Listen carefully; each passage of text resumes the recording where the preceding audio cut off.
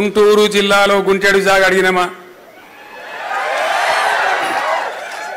విజయవాడ పట్టణంలో వీసమెత్తు కోరినమా,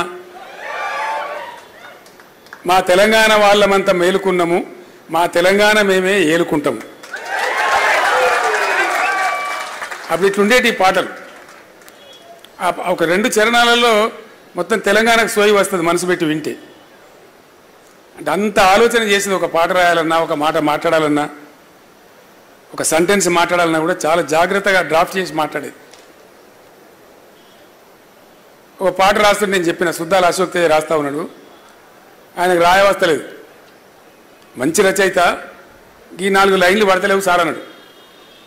ఏందా అంటే మన పండుగలు మనదంతా చెప్పాలి సార్, కొద్దిగా మంచిగా చెప్పాలి, ఏం పండుగలు చెప్పాలనుకుంటున్నా, నువ్వు ఇదంతా చెప్పాలనుకుంటున్నా అంటే నేను చెప్పిన, ఏం లేదు రాయి, నేను చెప్తా రాయని చెప్పి.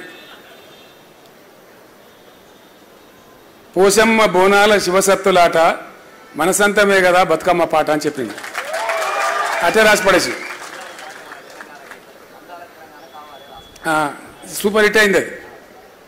అట్లా ఇంకో పాట రాస్తున్నాం, ఇది తెలంగాణ అనే పాట, ఫస్ట్ సాంగ్ అది. అదే లేపింది తెలంగాణ అంతటి.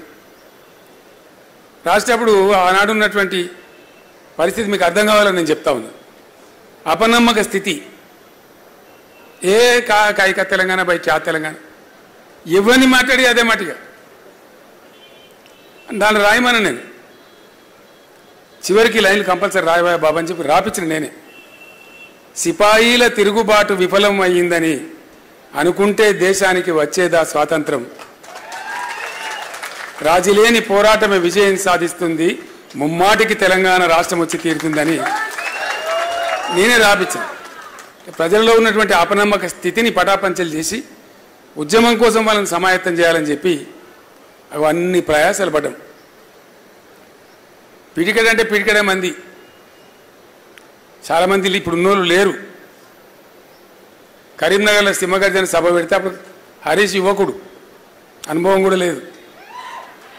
సింహగర్జన సభ పెడితే ఒక్కడే మనిషి పోయాడు, కూర్చోకిద్దరు తీసుకొని పోయి దాన్ని సూపర్ డూపర్ హిట్ చేసుకున్నాం ఆ రోజు, ఆ ఎర్రటి ఎండల మే నెలలో.